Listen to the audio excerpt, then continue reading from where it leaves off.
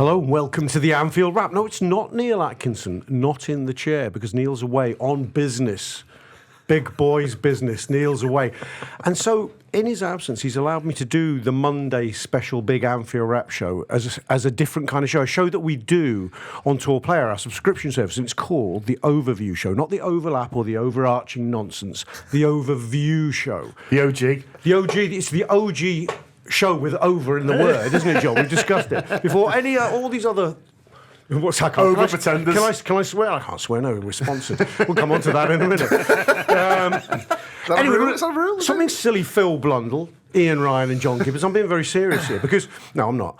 The Overview Show is a show we tend to do about once a month at the Anfield Wrap, where we talk about the batch of games Liverpool have got coming up, and we tend to play a kind of sort of virtual manager scenario where we sort of look at how we might rotate, how we will face different challenges, and we're going to do a format of that special this time. These shows are really good, aren't they, Ian Ryan? Because they get nominated for BAFTAs quite frequently. And all yours do, in fairness. It's amazing. It's uncanny, isn't it? It is, jokes aside, now our highest rated show on the subscriber survey. So there we are. That's an award, isn't it? Yeah. How many times did Rob receive the survey? No, it's narrowly beat the gutter, which is also Rob's show. Honestly, he's getting duplicates. So I'll tell you what's right in the league and Champions League. and you can't decide which is better. But this show comes to you by the magic of our sponsors in a roundabout way. The Anfield Wrap is brought to you in association with Peloton. Peloton are also LFC's digital fitness partner. So they're my digital fitness partner and your digital fitness partner too. There's an actual Peloton red bike in the studio. It's nice, isn't it? Maybe we could ask it to give some comments.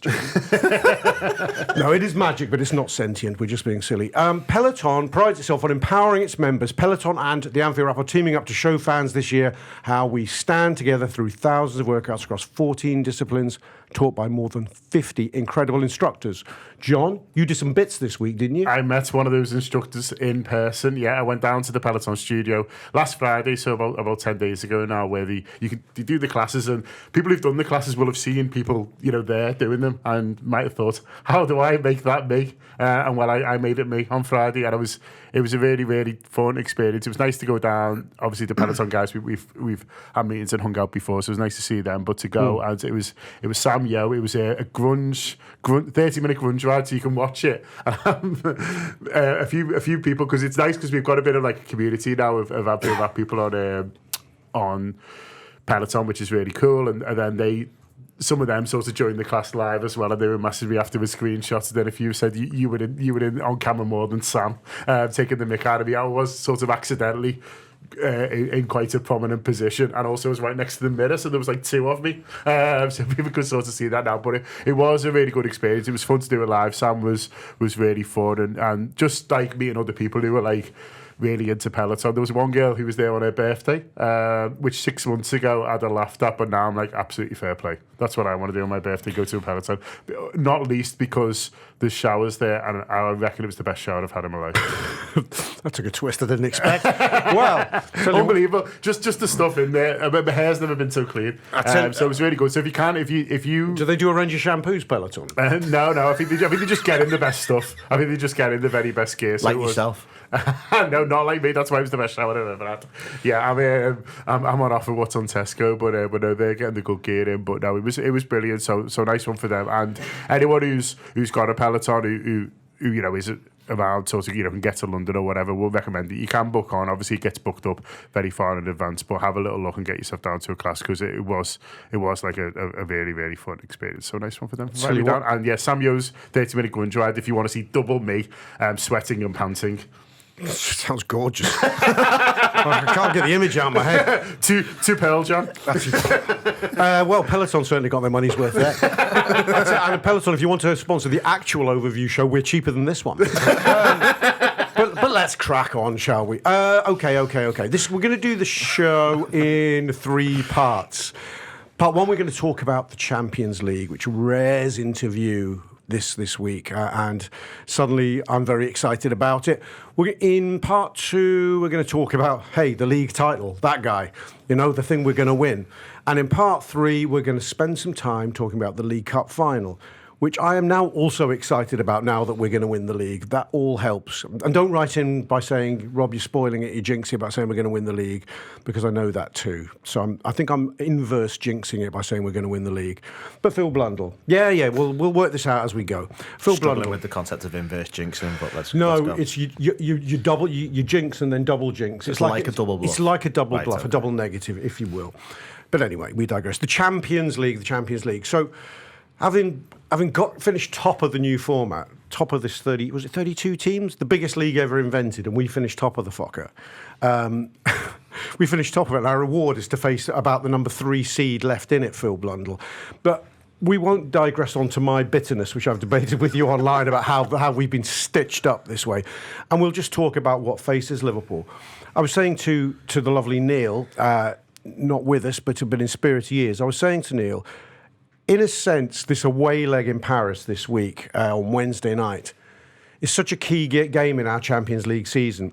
It's by far the hardest game we will have faced thus far, and it might in some senses end up being the hardest game we face in the tournament. But if we get the result we need there, maybe we sneak a win or a really good draw, it sort of could open the tournament up for us, in as much as the quarter-final draw is either against Lille or Villa. Bruges or Villa. I keep saying Bruges. Oh, Lille, fucking hell. Bruges or Villa, which would lead us to a semi-final where we know some big sides will definitely have been knocked out by the time of that. I see it as a pivotal moment and night. It absolutely is. I think we have been a little bit diddled by the format. Like, I think there's an argument that the format should technically be that the first plays the team who finished lowest in the group stage that manages to get there. I think that would work better and make more sense, because if they're doing a draw, there was no need. They might do. It's the first year. Yeah, exactly. And in fairness, in the group stage, they kept doing things which I'm pretty sure they said at no stage they were going to do, and they felt like they were making a lot of it up as they went along. But it just feels like it's slightly flawed that Liverpool get the team who finished 14th, 15th, something like that, and Aston Villa get the team who finishes 22nd, 23rd, something did like that. they? Yeah. Yeah. Just because they beat the team who were ninth. They beat the team who were ninth. So Yes, it's of sort course, of, yeah. it's a quirk of that, but that just feels a little bit not quite right. But it's something that they can potentially rectify going forward. But this is a very big game. It's probably the hardest game Liverpool will face all season, I would say. I think it's probably this and Arsenal away are the two that you'd look at and go, they're the two that are the most daunting. In terms of what we've had, I do think that people are overplaying PSG a little bit. Like, they're a very good team, but I think people Make me feel better. Go on. People are looking at their domestic form and going, "Wow, they just win every week and they batter teams and they beat Brest 10-0 in aggregate." But they're beating teams who are Bums. they're probably bottom half Premier League teams, really, aren't they? Like, if you like Crystal Palace, for example, are a middle of the road Premier League team. Where would they come in France? They would probably be challenging for the Champions League, if not in the Champions League. Who's second and third in France at the moment? I think it's Marseille and Lille, I think. Now, Lille are decent. We saw them, but to Lille me, are they decent, but they at the looked same- like 11th in the Premier But at League. the same time, if you go and look at their players and then look at Crystal Palace's players, there's not No. that much in it. So that's the level that they're playing at, that PSG are playing at every week. And I think it's something that I thought used to burn Bayern Munich going back sort of 10, 15 years. They get to the latter stage of the Champions League, they would be one of the best teams in Europe, but they wouldn't be used to playing sort of top level teams every week, and it came as a bit of a shock to them. And I'm sort of hoping that works in the same way for PSG. Like, you've got to remember that this is a team who in this season's Champions League did fail to win 2 of their home games. Scored a 90th minute winner in one of the other ones when the opposition goalkeeper threw the ball in the back of the net pretty much. So it's not like they've been imperious, hence why they managed to finish 15th in the group stage and I think end up here. I think there's a couple of things where I disagree with Phil slightly. I think they had hard lines in that group stage. I think they had the hardest draw. I think that might happen to them every year, you know. No, I'm being serious, Who did they get? Let's remind ourselves. Because they're going to get, obviously you get teams from other countries. Yeah. You think about they're going to get at least one German team, they're going to get at least one Italian team, they're going to get at least one Spanish team, they're going to get at least one English team every year, and in some cases they'll get 2. But they had Bayern away. Exactly. They had Arsenal away. Yeah. They lost to Atletico City. Madrid. Yeah. They played. It was Barcelona. No, they didn't play Barcelona. No, did did they have Real Madrid? Atletico Madrid. No, they had no. Atletico That's Madrid. City. Atletico beat them 2-1 in like the 93rd minute. Yeah. They scored, and then the other game they dropped at home was PSV. They drew 1-1. But I think there's a couple of things. I think they had the hardest draw did. pound for pound. Yeah. So I think that affects them. We had the Also, second hardest draw. I think ours was technically 3rd. well, it didn't really work out like that. No, because no, Leipzig no, was no, shit. absolutely, yeah. It didn't really work out like that. When I think Paris pretty much did. So I think that affects the place, and I think they've got better as the season's gone on because I think they've had a bit of a rebuild over the summer. They've obviously gone away from this Galacticos thing and to a more of a football team, and I think that they're in a situation now where it took a little while to gel. The PSV game is a little bit of a thing. You look at that on in isolation and think, well, they can't be that good because they didn't look great against us, although they obviously beat us, but that was been a much changed team. But I think you've just sort of got to look at them from November on, really, because we're not playing PSG in September, we're playing PSG now, and I think they've got better as it's gone. On Phil's point on them getting caught a bit cold on Champions League in the past, I think that is fair, but I think this year, the extra games will help them. They get a French team, obviously, in the last teams two. as well, I suppose. Yeah, that's a fair point. But they've played 10 Champions League games. Yeah. And normally you'd be in this situation now. Probably only haven't played 6 yet. Maybe it starts a little bit earlier. You'd be in the semis or something, wouldn't you? Yeah, with 10. Yeah, so they've played a lot more games, and so their ratio of Europe to league, how many games they've played compared to past seasons, will be a lot higher. So they play really big games. But I will caveat all that with, I think most of us, and include me, didn't watch all of PSG, but will have watched the game against Manchester City and gone a bit, oh, fucking hell. But Manchester City have made a lot of teams look better this season. I think Man City... City were also 2-0 up as well. I think that's worth bearing in mind. And I think an underrated thing about Man City when they were good was that how they could make you look ordinary. So they were the hardest team, along with us, the hardest team to play against, and then they kill you with the ball as well. This year, they're the easiest team in the world to play against, and so I think, although I saw them against Man City and thought, they look sort of a really good team, I think we need to remember that they can't run anymore, and PSG really can, and so they ran all over them, but they won't do that to us. Right, I mean, that's a key point, that they will attempt to run all over us, though. That is the way they now play. I was listening to Luis Enrique's comments after their weekend victory over Lille. They were 3-0 up at half-time, I think, and they conceded 4-0 up at half-time. Conceded a late consolation, I think. He changed about 8 players in the midweek French Cup victory, but he more or less played something I think close to his starting 11 against Liverpool against Lille. He made a comment that he thought Lille were a good rehearsal for Liverpool because they were similar. He said not the same but similar. He said they want to play out from the back and we're ready to attack a team that wants to do that. I thought that's giving the game away a little bit here. I did notice they're pressing against Man City as the game went on. Well, that's what turned the game. So it's going to be 2 pressing heavyweights clashing here. How do you think Liverpool will approach this? It's a European away. Yeah, given that it's a European away. I think it's interesting. I mean, I think it is fair to say, we can big up PSG, rightly so in some cases, but they are going to become up against a team like Liverpool where they're not facing every week. The lads have made that point and alluded to it already. This is a different challenge for them as well as for us. I think if you want to look at their threats, you'd have to say wide areas, they can cause you a problem. They've got Barcola, they've got Dembele, super, super quick, both of them. Dembele doesn't even start that City game. He comes off the bench, and that's when it really starts to change. All of a sudden, he's causing them massive problems. Phil's mentioned it. They go 2-up City, and they look like they could be in cruise control almost. It's looking really good for them, and it just gets away from them. One of those games where it becomes really mad, and every time PSG go forward, they look like they're going to score. But as Gibbons mentioned, City aren't great in that transition where all of a sudden there's gaps everywhere. PSG have got players who can expose you, really strong in the middle of the park. Fabian Ruiz, Neves, who Liverpool will link with.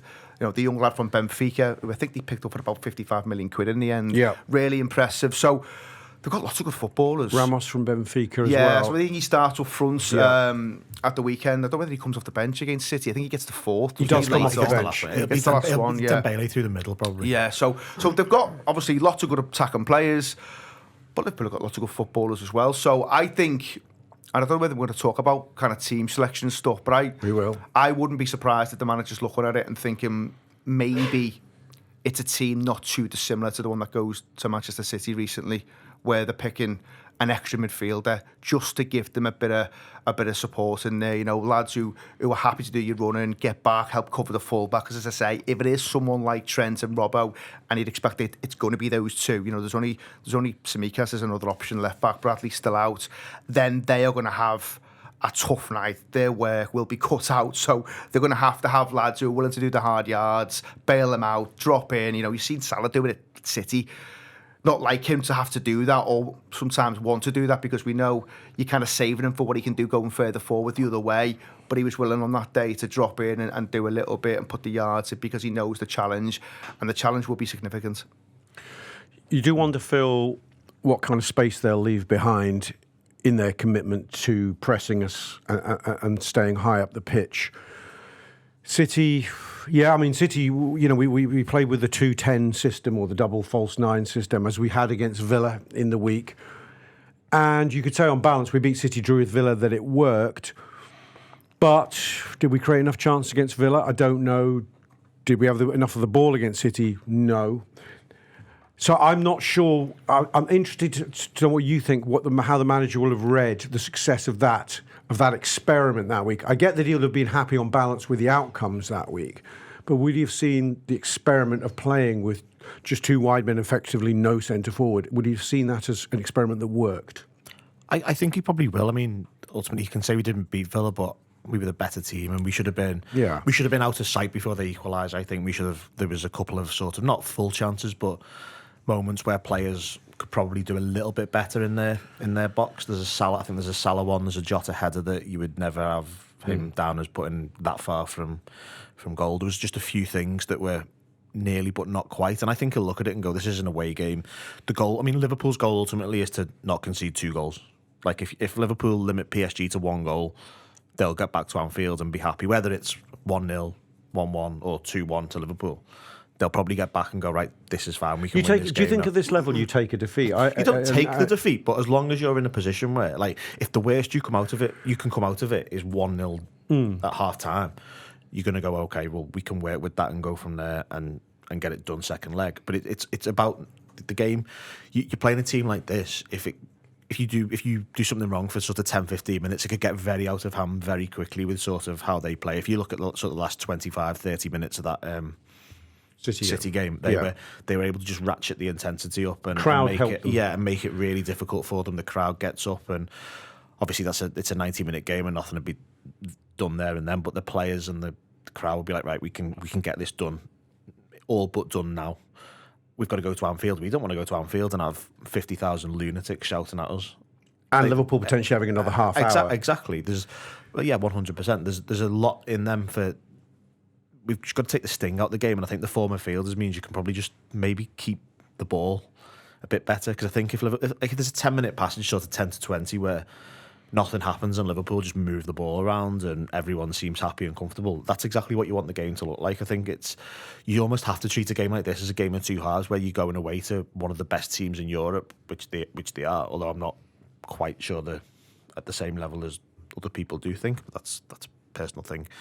That you've got to just sort of accept that it could be hard. You could have to ride things, and you might have to just dog it for 10-15 minutes. You have 10 minutes of control, 10 minutes of hanging on, maybe 10 minutes of playing well. It's going to be a tough game, and Liverpool have got to manage it. And I think the team that Ian suggested makes the most sense for me in terms of that. You might have to suffer for large parts. Liverpool went to City recently. Surprised if he did.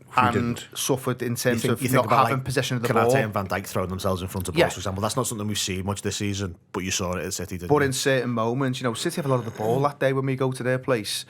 When City go to Paris, City don't even have 40% possession. So, and they're a team who dominate the ball normally week in, week out. So sometimes you've just got to cut your cloth accordingly. So I think the manager will be prepared for that. You're almost looking at City and thinking, well, it's not a bad way to just almost trial a few things ahead of the Paris game. Liverpool will often have more of the ball than anyone else. There's only been 3 or 4 occasions this season where we don't have more of the ball. Wolves recently at Anfield, they have more of the ball. Old Trafford, actually, weirdly, you'd think we'd have more, but they had more that day. City, and then I think Paris Saint-Germain might be another one where we have to give up the ball, but you've got the extra midfielder in there who's tracking back, doing little bits. I think that also allows you then maybe to make a few changes with Southampton on the horizon as well. But yeah, no doubt, I think just looking after those wide areas, protecting the full-backs, obviously making sure nothing's coming through the midfield too easily. Van Dijk and Arte, hopefully, replicating what they did against City, then, I think we'll be okay, but it is going to be a tough game. Any nerves over us having not played for a week, in as much as obviously it would have freshened limbs? We've seen recently, I think we've seen all season with Liverpool, when we've played back-to-back every 4 days or so, we've gained some good rhythm. We've gained, we think back to the Real Madrid-Man City week. I think we were as good as we were against Man City in beating them recently because of the experiences of the recent games. I noticed that Luis Enrique changed his whole team, or most of his team, last midweek, but went for his first team this weekend. So his idea is to keep his side in rhythm. Will this give them an edge, or will our fresh legs be a more decisive factor, do you think? I mean, he had the choice of doing that. Yeah, it's hard to know, isn't it? I think, and we've referenced it on these type of shows in the past, where people might say, well, the ideal for Liverpool always feels maybe kind of 4 or 5 days, something like that. It's a bit longer this time, but I think given the intensity of what's gone on before, those 5 and 15, I don't think Liverpool wants another game at the weekend. Unless you were going to completely make loads and loads of changes, which if we'd have had City in the Cup, for instance, he'd have made loads and loads of changes. So I think they needed a break. I think they gave everything in those 5 games. I think 7 lads of our starting 11 play in the 5. So it was an intense period. So I think just in terms of freshness and keeping everyone ticking over, it felt to me like it was nice to have that weekend off. Yeah, I actually feel Slot's been very interesting about the week-long breaks he's given the side when he's rotated for things like Plymouth away and who was it, PSV recently. He said you don't necessarily get the benefit in the immediate weekend. You get it a little bit further down the line, which makes me think you might get the better Liverpool, and not just because it's at Anfield, but at Anfield, John. Yeah, I think that's completely fair. I think it is interesting how he's approached it. You're right. I mean, he's given players time off. Do you know what I mean? Like people who follow the players on Instagram and stuff like that. Like, you just people popping up in all sorts of places. Like, I don't want to be a grass. Because that's done themselves, John. It's open internet. Sometimes it's the partners. Yeah, that's true. Have a look at Alex. What have you done now? I was like, Alex McAllister's in New York. But yeah, they've had a nice time. Do you know what I mean? And that probably doesn't help them in the sort of the game coming back. But like you said, Rob, it does in the future. And so I think I'd like the game. If you could have picked that, I think we'd play Tuesday night, because then we'd be playing the Wednesday as well, and that would be sort of a nice big gap. So Tuesday, Saturday, Wednesday would have been perfect. Instead, it's been sort of pushed together a little bit, which is a little bit of a shame, but helps with the League Cup final, which we'll come on to. It does, and it also, I agree with Dean. I think the manager's thinking long term on these things. He's not necessarily thinking, well, what's the best thing to win the next game. He's like, what's the next thing to make sure that we're pairing throughout the season, really. So it's not quite ideal for this one, but I agree with you, Rob. It feels to me like by the time the PSG come to Anfield, they'll be, they'll be close to the peak, and that's the game where you want to be, really, because that's where it's won next week. Okay, I'm gonna move on to the part 2 and just part the European Cup for now. We'll come back to it at the end, because at the end of the overview shows I like to do a bit of crystal ball gazing and get the lads to make some predictions as to how they think this is all going to play out. But let's move on to part 2, the league title. The league title, Philip. I mean, as a fan base, in my own stupid head, I'm beginning to take it for granted, even though there's a nagging voice that goes, Rob, stop taking it for granted. We obviously can't, but we're at a fascinating stage, really, where we're enabled to semi-put it on ice for a month with one Premier League game during the calendar month of March, and that is at home to Southampton. And that game happens before Arsenal next kick a ball. So we have the opportunity to open up a 16-point lead on them, and then they face 2 of their trickier games, which are, if memory serves, home to Chelsea, away to Man United, or in the other order. But it's those. Home to Chelsea. No, it's away to Manchester United. Home to Chelsea. I think they then, by a quirk of it again, I think they play a third time before we play again. Oh, really? So I think it could end up 7 points with us with a game in hand when we play Everton, if they win all 3 games, of course. Wow. Yeah. No, So it could- well, it could look a bit if we beat, let me do quick math. If we beat Southampton, that's a 16-point lead, which they can bring back. I see what you're saying. So it could go down to 7. They'll have 2 games in hand, effectively. That feels really uncomfortable. I don't like that at all. Because you've allocated the team who can't win 4 games That's in a row. not on my. That's 3 That's wins. not on my Score a goal, agenda. Phil. That's not on my agenda. Let's just deal with the 3 games. That's maybe all kinds of upset. I mean, taking this for granted. Well, okay. I mean, in fairness, long-time overview listeners would know that you do other teams as well, Rob. So it I do other teams. Well, let's talk. This I want to talk about Liverpool and Arsenal in sort of equal measure. We'll touch on Liverpool Southampton at the risk of sounding complacent about it. If we talked about PSG away, almost literally being Liverpool's hardest game of the season thus far, jointly with Arsenal away, Southampton at Anfield is on paper Liverpool's easiest game of the season thus far.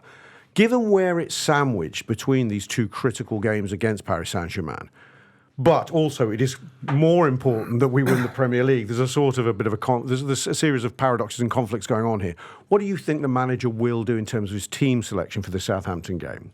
I think he'll try and get the game won as early as possible and get players off the pitch. Like, for example, I think you've seen a bit of Quansah right back, sort of 5-10 minutes over the last few games. I can see a world where he gets half an hour there against Southampton if Liverpool are 2-3-0 up. That I think is going to be the aim of the game, because we're going to basically have to ride Trent for 90 minutes in both of the PSG games, unless there's a weird tactical quirk or something that's identified. He's got no replacement because the first choice change is gone, and then the second choice change isn't available either. So there's going to have to be some careful management with him, because I think he had an injury recently. Did he came off at Villa?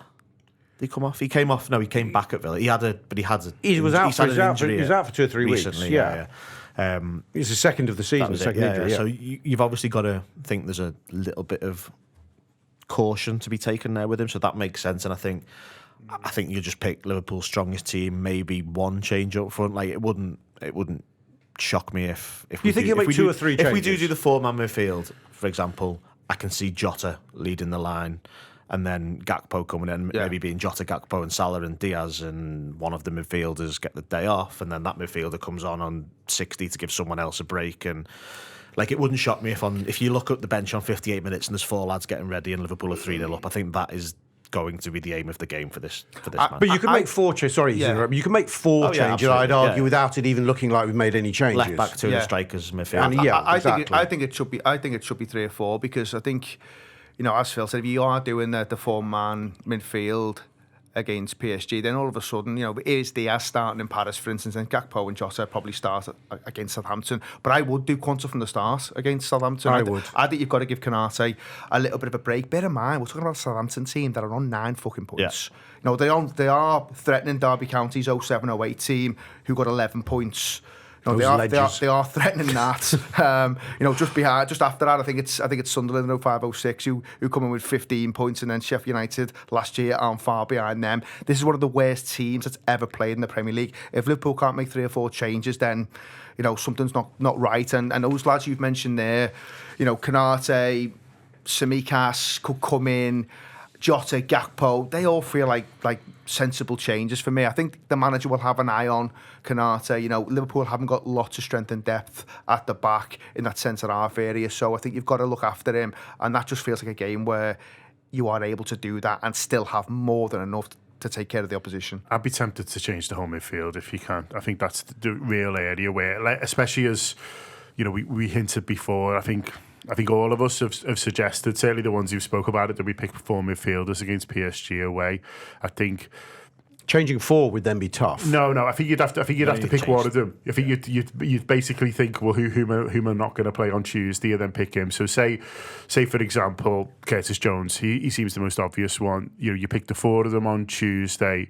And then he comes in, playing with Endo and Elliott against You'd really go Southampton. that inverted commas weak. 100%. And then I personally, and then the 3 of them sort of come back in, because I think that's the area of the pitch that you really need to protect. I think up top it's a little bit easier because they're rotating fairly naturally at the moment. I think you'll go Diaz, Apart from Salah, the rotating naturally. Yeah, but he's fine. Don't worry about him. So he's got records. He's got his own. So I go Diaz and Salah in Paris. I agree. And then I think Diaz can come out and you can pick Gakpo and Nunes or Gakpo and Jota against Southampton, and that's really strong. That's fine. Sorry, John. You could go. I'm just thinking aloud here. You could actually invert Paris and go 4 forwards. We have seen people like Jota.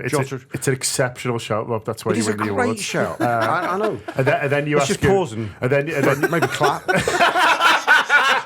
Just whatever comes naturally. Come on. Yeah. Be sensible. I'll give you a pat on the back. And then you pay you pay Endo and Jones a little bit side, and poor Harvey Elliott still can't get a game. But he's fuming when listening to this. Sorry, Harvey. I'm really not sorry. Our fault. It's both blame Mo Salah.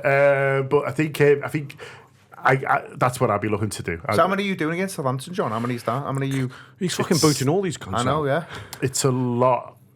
Well, the thing is, what I would say is, no, I think you can change a few and still be really strong is my thing. So I think Kwanzaa's probably the biggest drop, but I agree with you. I think you've sort of got to do it. I think Chimika's coming in has been fine largely this season, and I think you give Robbo the rest. So you're doing 2 there. You obviously beat the goalkeeper. They're not real footballers. You know what I mean? Unless they're out assaulting people like that Millwall fella. They're not right in the head. Ian, it's not their fault.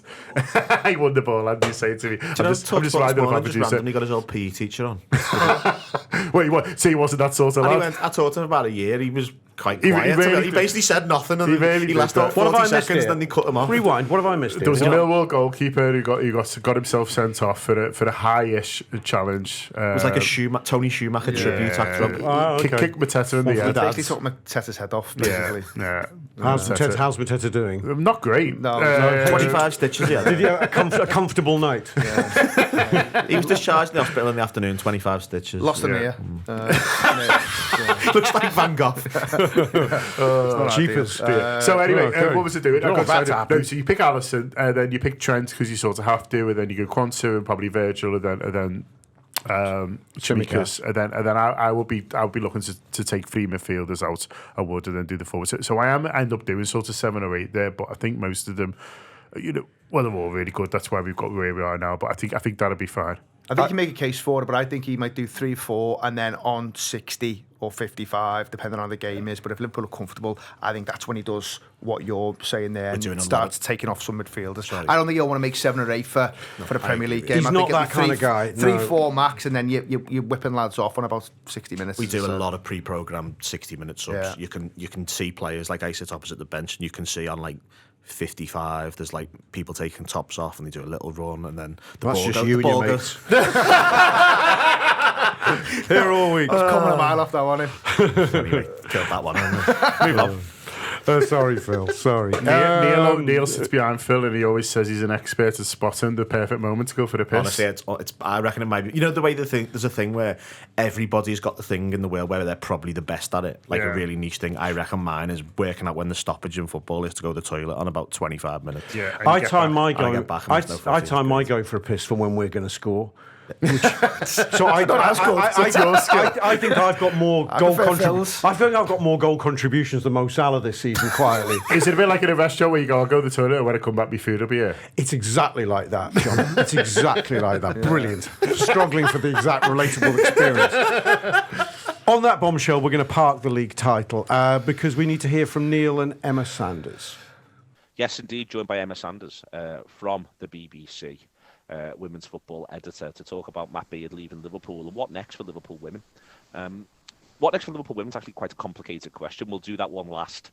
We'll start off, Emma, with Matt being sacked. Obviously, has done very, very well for the club for an extended period, but this season ends up with a little bit of a problem, wherein I would argue results haven't quite possibly been what's hoped. But that's combined with style of football maybe also playing a part. You can play a certain style of football when it gets results, but when it stops getting results, then people's patience begins to ebb. Yeah, 100%. I think that's a really good sort of summary. And, you look across the league and it's kind of been a similar situation with the Tottenham manager.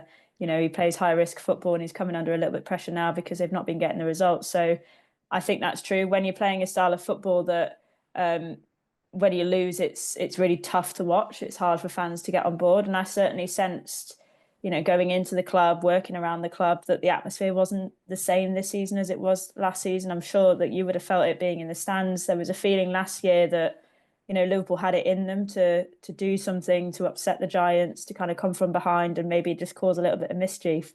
This season, it felt a little bit like it was all going to script and you sort of knew what was going to happen. And when Liverpool went behind against the big teams, you never really felt like they could get back into the game. And I think that's, for me, the difference. And the base of all that, as you touched on, is essentially that tactically, I don't think Matt Beard got it right a lot of the times this year. They lost 7 out of the 14 WSL League games. So, that's half of the games that they've lost. They've obviously drawn a couple in there as well. So the record itself is clearly not as good as it has been.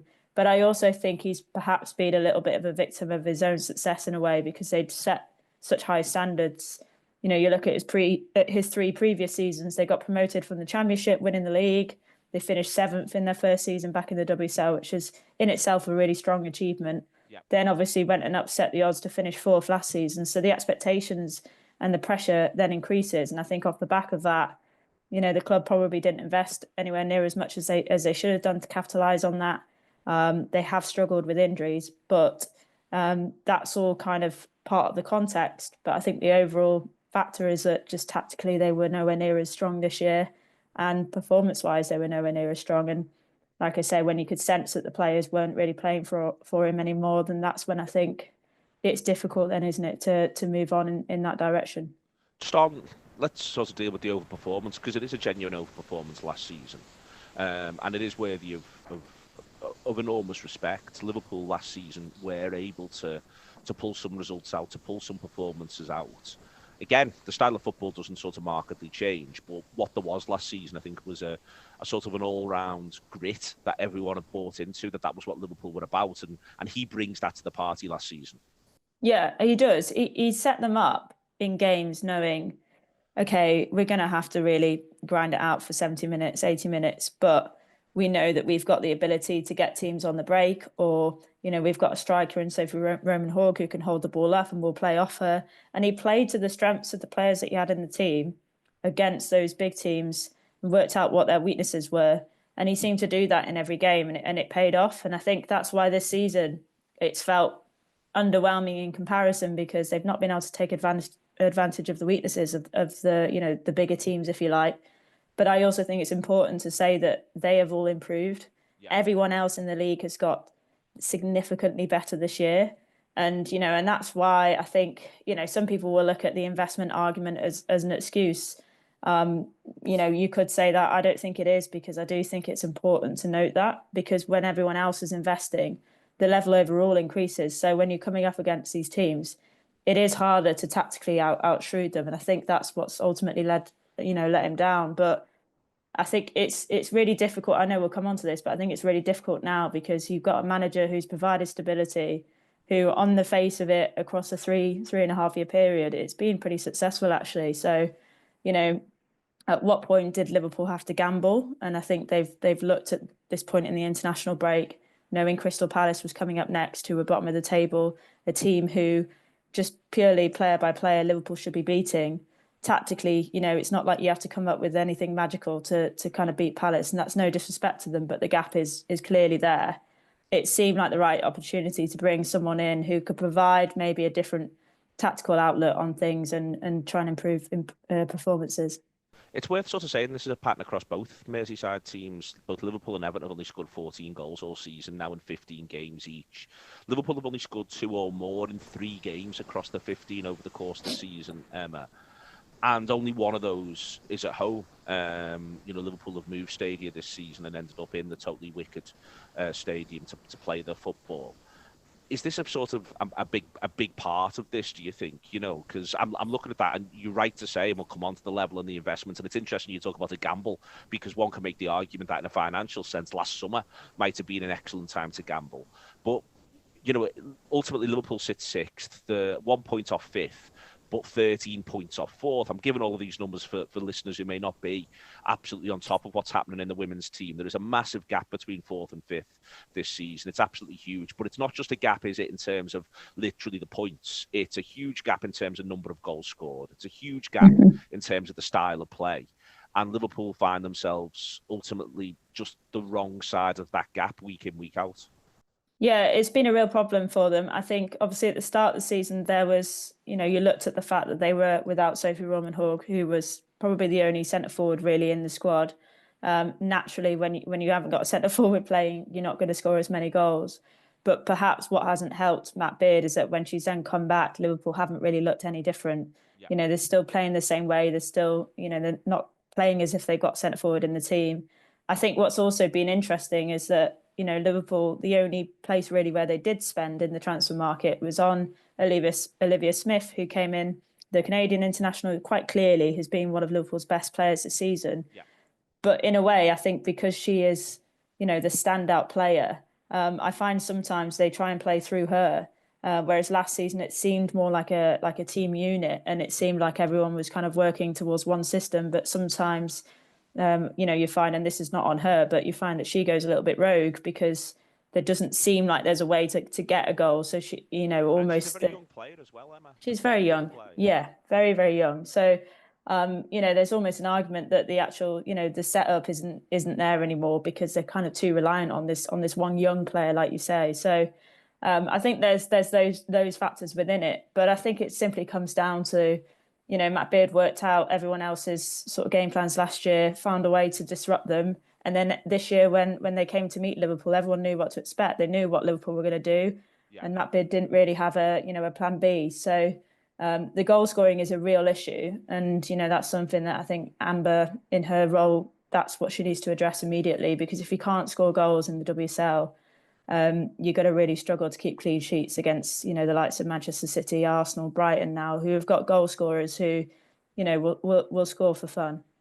The crux of the matter here is it does come down to investment. I've been struck, and I know you and I have spoken about it on a few occasions, that Liverpool in the 22-23 season invested exactly the same amount as the club actually raised in revenue, which made me wonder whether or not this was a policy decision of Liverpool's, that they are prepared to match fund the women's team, but not to invest to grow over the long stretch, not to take a series of risks. Last summer they do come forth, and it looks as though, if we're kind, we'll describe the approach as a continued piece of gradualism, that they've felt as though it could go from there. You can be unkind. There is an unkind reading, which is that they've stemmed the flow at a time when, as you pointed out, other clubs have invested more heavily over that period in terms of growth. Right now, it seems to me as though there is actually a bit of a crossroads moment, isn't there, for Liverpool women across the next 3 months, both in terms of what they're doing with a new manager, whether or not they're going to look at Amber, whether or not they're going to go externally, but what the offer is to the external manager in terms of being able to invest across 2 or 3 seasons and accept that maybe, just maybe, the club may have to make, the women's side may have to make a loss across a few years in order to be able to compete at the very highest level and look at getting Champions League on a regular basis. Yeah, I think it's a really significant time for the club. And you think back to when Matt Beard came, there was a lot of criticism around Liverpool. They'd just been relegated. People were criticising the lack of investment in the squad. People weren't happy with the owners and the treatment towards the women's team. And then they brought in Matt, who was prepared to put it bluntly, I suppose, stand up to the board and ask for what was needed. They trusted in him, and to some extent they gave him what he needed. They gave him a new training facility, which is one of the best in the league, and I think that's important to emphasise. There has been investment in those facilities. Obviously, they've moved to a new stadium where there's a better pitch. There was investment in the Prenton Park pitch as well prior to the move to St Helens. So they invested in the outside of things. Initially, obviously, in terms of getting out of that championship, I suppose they gave him what he needed as well. And then he started then producing a couple of miracles, and I think he's then run out of miracles. And when you're at a club where, as you've rightly said, they're prepared to give you what you make but nothing more, there has to be a realization higher up that if you want to take the next step, then you need to make losses. Every single club in that top 5 that's currently sat there, so from Chelsea through to Brighton, they have all made significant losses in the women's team. And they're now reaping the benefits because they're in that top part of the season. Brighton are a fantastic example where they have absolutely pumped money into the squad in recent transfer windows, as well as, building world-class facilities, and they're now. Just to be clear, though, Emma, for listeners again with a more general outlook, when you say pumped money, looking here, we're not hitting 8 figures. No. In any No. When we say pumped money, you are saying it is less than, we are talking here less than 10 million quid. I mean, Swiss Ramble had group support for Arsenal in the 22-23 season at 6.4 million. That was the highest. Chelsea was 5.3. As I said before, Liverpool was 1.8 versus 1.8 that the club earned from the Money League. So that's why I said it before it was balanced. So, but it's to be clear, when you're saying pumping money, it's not sort of comparable to the men's game, is it? Yeah. It's relative to kind of where it sits in the women's game. So compared to the average, Chelsea are pumping money in that sense. But you're absolutely right. And compared to their finances across the club, it's extremely low. It's a very, very low cost across the men's and the women's. So there's definitely scope for Liverpool to spend money in the women's team. If they wanted to, Liverpool, the size of club that they are, the fan base they have, the branding, the marketing experience they have, if they really wanted to and they spent some money, they could be up there with the top 4. They were, 10 years ago in the WSL, they were back-to-back WSL champions. So there's no reason why they can't be back up there again. And actually, they have done good work in the facilities. So there's a ground base there. There's an academy that's coming through. So it is just investing in that first team now. And unless, isn't it, Emma? And that's it, yeah. It really is, because unless you have success at that top level, it's really difficult to then that filter down into those areas that you've sort of set the base for. But it's all well and good having a base. It's like making a cheesecake and not putting the cheese in it. What are you expecting to happen then? I mean, genuinely, I'm asking you to guess, and I don't want anyone to think I'm asking you to do any more than guess. Do you think I'm expecting Amber Whiteley to be there until the end of the season? I think anyone who comes in now will be the other side of the break. There's only 7 more league games left. They won at the weekend against Crystal Palace, which should just stem any doubt, if there was any, about relegation. That should now be done. Big cup game coming up away at Arsenal, where I think the expectation is it'll be a really difficult game for Liverpool. You never know, but the expectation is that. So that's almost this season taken care of in a way. What are you expecting? Are you expecting the investments? Are you expecting the manager to come from the outside? What is your just guess at this point? Well, I think Amber's proven herself before in an interim spell, and she quite boldly came out this week and said that she pretty much wants the job. She said she wants to put her name in the hat and prove that she's earned it. She has gone away and, she's doing some assistant managerial work with the Republic of Ireland. So I get the impression that, Amber is someone that they've seen as a long-term future manager of the club. And I think they would quite welcome her to have a successful spell and keep her on. That's the impression I get is that there'll be a lot of people hoping that she can take on the reins permanently.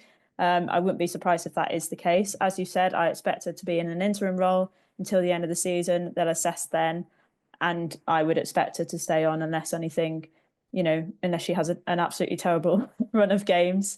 But the recruiting process is open. They are looking. And I think at the moment there's not a premium of managers available, which is why, on the face of things, the decision to sack Matt Beard felt extremely premature, because there's not really, a whole pool of managers that's available to select from. So I think Amber's in a really strong position, and yeah, I think she'll be taking it on from the summer onwards. I'd be surprised if it is someone else. Okay, excellent stuff. Thank you very much too, Emma. Let's get back over. Okay, and we're back. Part 3, we're going to talk League Cup final. Yeah, League Cup final, the poor relation of the season, I think. Poor old League Cup final. Now, back in my day, and that was a long time ago, in the 1980s, Liverpool would win a league quite casually and throw in a League Cup quite casually. And I liked that, Ian. I liked the fact that we, obviously I like winning the league, but it's sort of... If you can't win the Champions League as well, it's nice to have at least a double trophy season. It sort of gilds the lily that little bit. And the fact that we're in this final, it's very much there to be won. And I think because we've got more comfortable in the league title race itself, I'm beginning to look forward to it. No, absolutely. And you said there, in the 80s, that's what they do. Certainly 82, 83, 84, they get a league and a League Cup, and in 84 they get a European Cup as well. But it is really, really hard to win, multiple trophies in the same season. Liverpool at the minute are going for 3. The league looks in a really, really healthy place. To then go and deliver a Champions League as well. I mean, bear in mind, we've only done that twice in our history, to win the league and the European Cup in the same season. 77 and 84.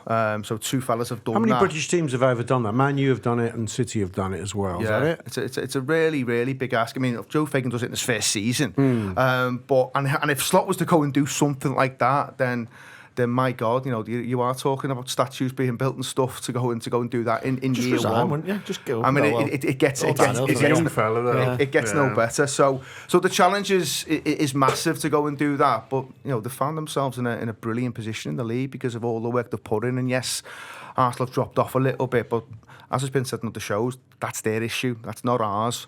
Liverpool have been fantastic in the main. So yeah, the League Cup, I'm looking forward to it. I am looking forward to it. I think we got a little bit of a kind of snippet the other day. I mean, we played against Newcastle, but I think it'll be a different team. Obviously, the Gordon sending off feels big, feels significant.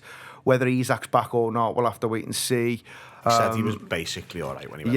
There feels like there might be something there, though. But I think they have got other lads out. I think if Newcastle are going to be at their best on the day, they're going to need 2 or 3 back as well. I think Lewis Hall needs to come back into that team. Doesn't play at the weekend. It didn't sound positive for him. No, He said it didn't he's gone sound to see a positive. specialist, and it was when they tweeted wishing you a speedy recovery. You don't wish someone a speedy recovery who's got a knock, who's coming back in 2 days. And he's been good. And I think, Botman's another one. In Lewis Hall's case, he plays against Salah the other day, and all right, there's moments when Salah's really, really good and he gets an assist and he probably should have had a penalty. Well, definitely should have had a penalty in the first 5 minutes. But for large part of the game, Lewis Hall plays quite well, I think. And he is a good footballer. Botman's massive for them. I think all of a sudden... Is he back? Well, it's touch and go. He doesn't play at the weekend, so it's Dan Burn at the weekend. And he does offer you hope, Dan Burn. Whether he plays at left back or he plays centre half, I think he gives you an opportunity. Overly aggressive in the challenge as well. Ends up with a yellow card quite often. You'd imagine they'll want that midfield of Bruno, Tonali and Joe Linton's just come back, so he'll be fucking kicking everyone willy-nilly, won't he? He always does. He's overly physical. But that midfield does offer them a lot of protection, a lot of physicality. He can get about the place. So I think if they can get all their best 11 or close to it on the pitch, it'll be a really tough game for Liverpool. But if not, if they can't get those lads back, then I think Liverpool have more than enough on the day. But I'm looking forward to it. Sorry, Ian. Phil, what game have they got before us? Have they got one at the weekend? They got West Ham on the Monday night. West Ham on the Monday night.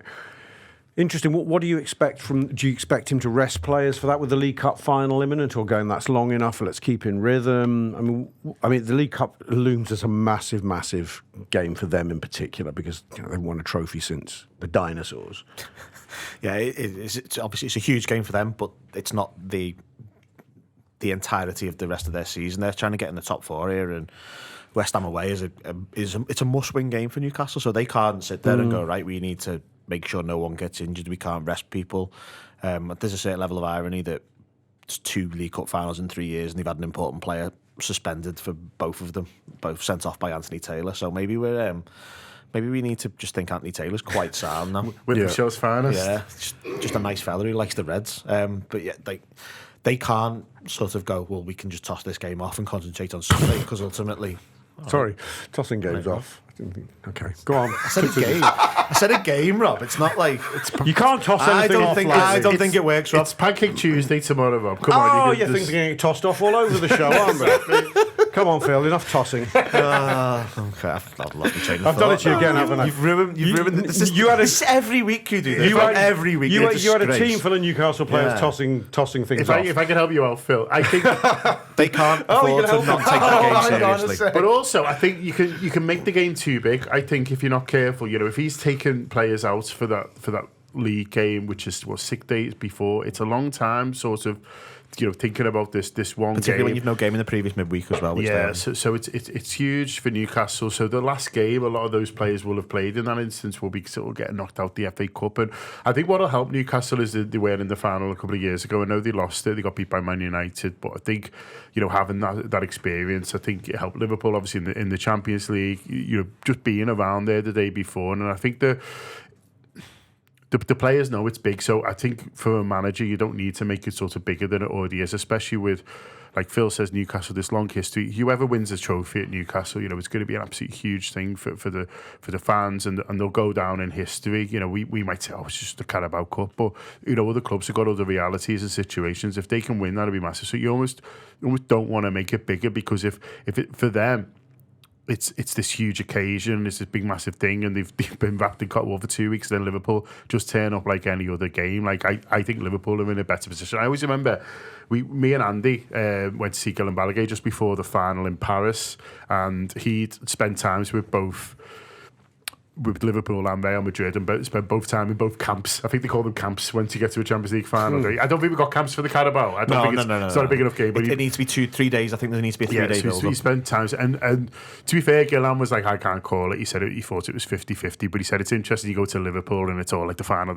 He said you go to Real Madrid and they're all playing cards. Do you know what I mean? Like all the players are just playing cards with each other. Like, oh yeah, there's a game on tomorrow. Like he said, it's very, very different. And I think, listen, I'm not saying that affected, the results in the final, because there's Liverpool with a better team. Yeah, Liverpool with a better team, exactly. But I think it can be kind of, you can build something up a little bit too much if you're not careful. On just going back to when you talked about how big it is for Newcastle, have you seen over the last sort of 30-35 years how many of these days we've ruined in cup finals? Is that right? Well, we played 92, we played Sunderland, who were in the top division at the time. League Cup final 95 was Bolton. 2001 there's Birmingham and Alaves. There's West Ham in 2006. There's Cardiff. There's Spurs. Like, that's literally the biggest day for pretty much all of those teams. That's 30 years, and Liverpool have come along and gone, sorry about that, mate. So we've got 4. We'll have that cup. So this is a tried and tested thing for Liverpool to disrupt. So if you used to win, exactly. As it's a mentality thing, and a kind of culture. I'm excited about it. We've also got we finished with PSG, Phil, on the Tuesday, and as you said, they've got West Ham on the Monday. PSG? That's weird. Sorry, PSG. Never mind. It was a joke about PSG playing West Ham, Rob. Oh, I see. Lol. All right, nice try. Getting your back now. Getting your fucking back, aren't I? Tossing them off come on. Throwing you off your stride now. Let's be sensible. Well, it's when the draw came out for the European Cup, I thought, I agree, the compression from Wednesday to Tuesday is not ideal in one sense, but it does allow us to take the League Cup final very seriously and not treat it as an intrusion on our season here. Yeah, I think the game in the middle helped as well. Like if we were playing, if we were playing Manchester City in the middle, the Tuesday would be the Wednesday, Tuesday. Almost anyone but Southampton. Absolute pain in the arse. But when you're getting, ultimately, you can't use that as an excuse if you fail to get 3 points off Southampton. If you fail to get 3 points off Southampton, you've got a serious problem, and there's something that needs looking into. That isn't, we played in Paris on Wednesday and we're playing Paris again on Tuesday. That's just not a thing. So it worked in our favour for that. It gives us a 5-day break before that, and then it's an international break, and it gives Liverpool a real opportunity to sort of, the players will get a day off, maybe 2. They'll be training Friday, travel Saturday, final Sunday, and they'll be well in the routine. We've been to Wembley 4 times in the last 5 if you include the Charity Shield. Yeah, that'd be right. Although half the lads who played at Wembley last year probably aren't at the club anymore. They're on loan somewhere. That is fair. I think there is something though about, just having been round the block a little bit and just knowing what it takes to get over the line in a final. And Newcastle, they haven't got that lived experience, or lots of them won't have. And I think that puts Liverpool in a really good position. A lot of talk about it'll be Newcastle's first kind of domestic trophy in 70 years and all that. And that might just give them maybe a little bit of an edge in terms of, they're all massively up for it. But this will be Slot's first one. And yes, there might be a league to come. But to get that first one over the line, that'll feel huge for the manager. He won't want to take any backward steps. I think if there's an opportunity to get a trophy in the cabinet, he will want that, absolutely. And there's players at Liverpool, we've talked about it on other shows, who probably feel like they're 1 or 2 trophies shy of where they should be. And I know this is not necessarily the biggest one that's going to kind of change lives and stuff, but I think Liverpool will be, eyes on the prize and stuff, and it'll be a huge deal for them to get that first one for the manager. So, yeah, I think Newcastle undoubtedly will be massively up for this, but so will Liverpool as well. I think it was noticeable last season. We played Chelsea. Similar vibes in a sense, in that we weren't leading, running away with the league, but the league title was very much our priority. But we rocked up on Wembley, and you could just see from Virgil van Dijk's demeanour that he wanted to win that trophy as if it was the World Cup final itself. And and as it proved, he scores the winner.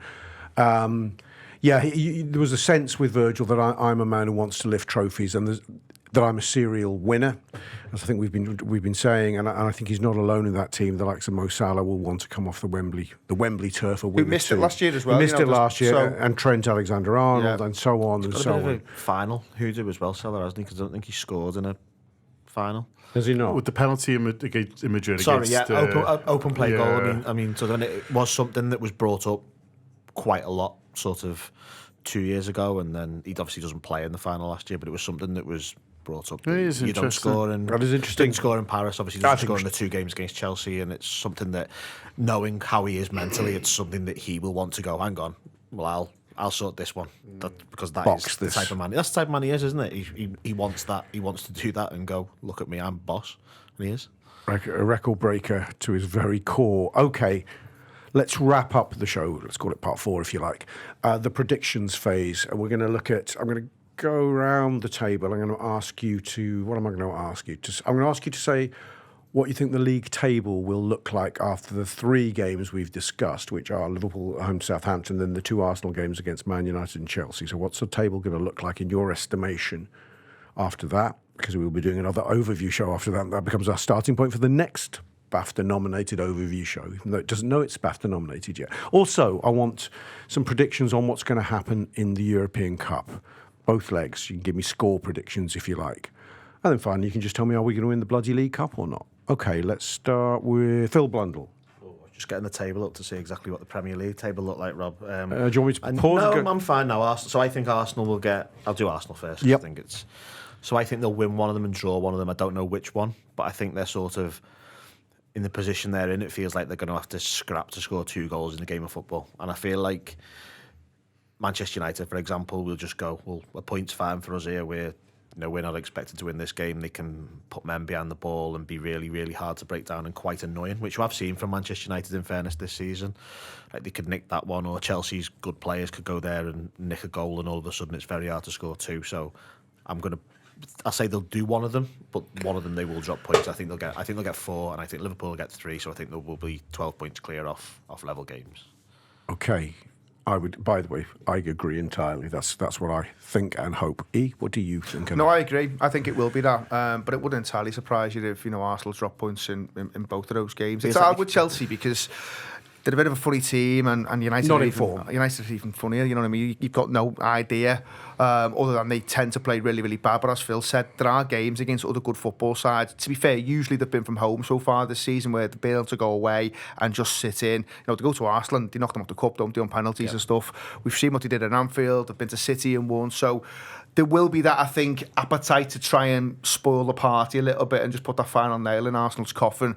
And then, Chelsea at home, I think they'll be massively up for it. They're hunting down a Champions League place. So, again, I think you could see maybe Chelsea even going there and nicking it. But I wouldn't disagree with Phil. You could see them maybe getting, I think, 4 points maximum. I just can't see them winning both games. Can you, John? Yeah, but I think 3 points feels to me the most likely. I just think... Win and defeat. Yeah, and I'm not quite sure which way round it is, because I just feel at the moment with the way the Arsenal team is and the Arsenal squad is, I think if they could get up in a game, I think they'd win it. Yeah. But I think if they went behind, I think they'd really struggle. And so you're looking at those games now and thinking, well, you can see how they nick one at Man United and just say, right, we're holding it out now, and Manchester United haven't got enough to break that down. I can see that. But then I could see how Chelsea do the same to them. I could see how Chelsea go one up at Arsenal and then just make the game horrible, and they've not got enough. And so I think I'm not quite sure which way around it is. And listen, they might the same game might play out twice in both different ways. So they might get 0 and they might get 6. But I think law of averages, if you're asking me what's the most likely, to me, it feels like 3 points, because I think they are a first goal team at the moment, and it just feels to me like I couldn't see them sort of getting back into it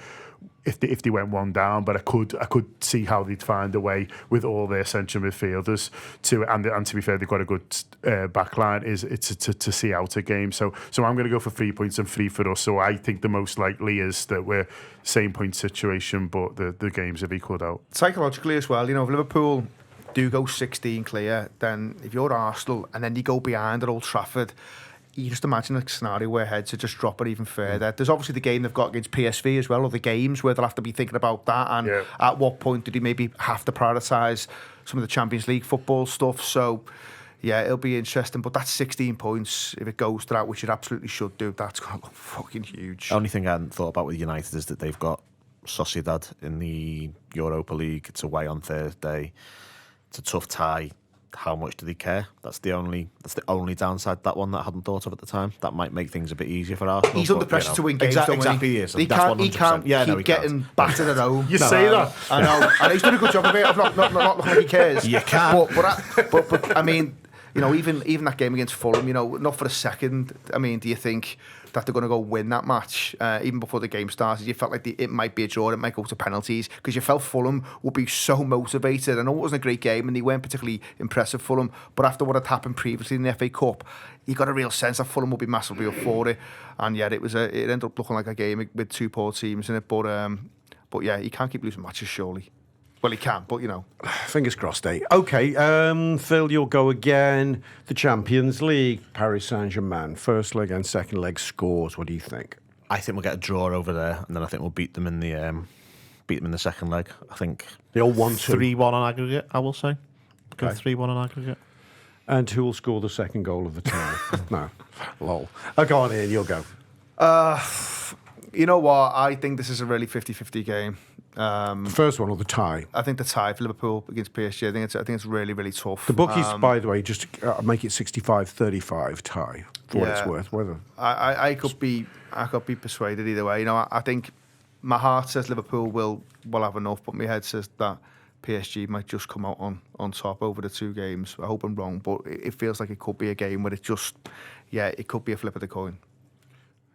John, you flipping any coins? No, I'm slightly more optimistic than Ian. I think it's listen, they're a good team, and so I understand where he's got to that point. But I think with us playing home second, I think is a real big advantage, and I think it'd be a tough game in Paris. But we've only lost one meaningful game of football all season, haven't we? And so we're very good at not getting beat.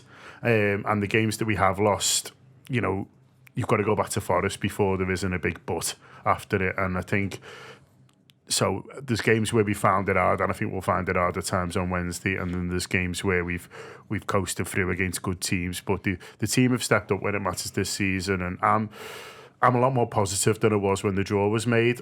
And I'm not saying I thought we were going to go out when the draw was made, but I was worried about it. But since then, and the performances that they've put in, particularly that one against Man City, I'm thinking, yeah, the show and the when the chips are down, they've got what it takes, and they'll know this is a massive game for them. They'll have their eyes on this tie in this run, and so I think they'll get through it, and so I'm going to go aggregates. The odd goal in 5, I will say where that comes, I'm sort of not sure, but I think I'll back us to go through 3-1 aggregate. I think it'll be tough, but I think something will happen in the away game as well that'll rile our lot up a little bit in terms of our fans, and I think it'll set itself up nicely for the cauldron at Anfield, and even Phil Blundell's not going for the piss. We are capable of getting through. There's no doubt about it, and there's a carrot there that if you do get through, if you navigate this one, then that tie afterwards is in sight. Yeah, I know, no disrespect to Villa and Bruges, but Liverpool will expect to beat both of those teams, and then you are looking at maybe a semi-final against one of the Madrid teams or even Arsenal, which fucking hell, that'd be some night. Yeah, okay. My opinion, for what it's worth, is that I think we'll go through, but I think it's going to go the distance. I think the bookie 65-35 suggests it's tightish. Do you mean literally going the distance and penalties, or are you being like it'll still be alive at 180 minutes? I think it could go to extra time. Okay. So, and I wouldn't be surprised if someone has to win on penalties. But yeah, I think we're going to have to work for this one. There's no doubt about it. I'd love a cheeky 2-0 in Paris, but that's a pipe dream at the moment. Okay, Phil, back to you then. The League Cup, we winning it? Can't say no, surely. I just don't see how you look at Liverpool playing a team that they're definitely better than. They've beat 2-0 in the last week. Yeah. It was last week. I've lost all track of that. 5 games in 2 weeks has thrown my concept of time way out of kilter. But yeah, Liverpool showed they're a better team, right? They probably will be a little bit stronger. But at the same time, I just think Liverpool turn up to a cup final against a team they're better than and just win, to be honest. Yeah, number 11. Number 11, is that what it would be? I think so, yeah. The big 1-1. Yeah. Is that the decima +1 or whatever it is, the onzima? I think we'll have too much for them. I think they'll come with loads of fight and loads of heart, and they'll probably make it a little bit uncomfortable at certain times, and they'll give it a real good go. And I don't think it'll be a walkover by any stretch, but I just think Liverpool will have too much. John, a replay of the 1974 FA Cup final. Yeah, we just need Liverpool Malcolm McDonald to marv off in the week, don't we? do. And then we're absolutely laughing. I don't know who the Malcolm McDonald equivalent is now. There probably isn't one, and that's a real shame for football. Who's the mouthiest one on that team? It's the assistant coach, isn't it? Yeah, yeah. What's his name? Yeah. Tyndall. Jason Yeah. Tyndall. Yeah. We need him to absolutely Malcolm McDonald his head off in the week. Liverpool aren't even going to get a sniff. And then he has to watch Virgil van Dijk lift the trophy. He lifts it well. He's lifted it before. Okay, I think we're going to wrap it there then. I think there's consensus in the room that we're going to lift the League Cup. There's... Well, who Sorry, can I just do a couple of bits as the free show? Just need to do a couple of announcements if that's okay. Oh, yeah, what the hell? Just What the hell? apologies, Rob. I was Go trying for it, John. I was trying to get your attention, Sorry, but you're in the zone. Yeah, I just want to mention, first of all, Australia, you can still get tickets for the last couple of days. So most of the shows have sold out very quickly. We appreciate it. But the last weekend, you can still get tickets for Adelaide on Saturday the 22nd at the Shapeshifter Brewery, which is exciting. Always nice to see if we can organise a piss up at a brewery. And then Sunday, there's 2 shows in Perth. The evening one sold out, but Craig just said he's just managed to get a handful of tickets left put back on sale for that, and then the afternoon has still got tickets as well. So we're doing 2 shows in Perth at the Oasis Comedy Club. Write your own jokes. That is on Is that how you get on stage? Sunday the 23rd. They insist on it. Afternoon and evening. So the afternoon, it's about 4 o'clock. You can still have a pint. And so they're still available for that. And loads more on the Anfield Wrap, looking ahead to PSG, looking ahead to Southampton at the weekend. And yeah, we think it's a great time to subscribe. Come with us. Pre-match warm-ups after this. It's fucking brilliant. It doesn't need awards. It's that good. Do you know what I mean? He just gets accolades. He collects mainly from me. But that is straight after this as well. So loads of stuff going in the build-up to Paris. So great time to subscribe to the Anfield Wrap. Download the app. Get stuck in. We'd love to have you on board.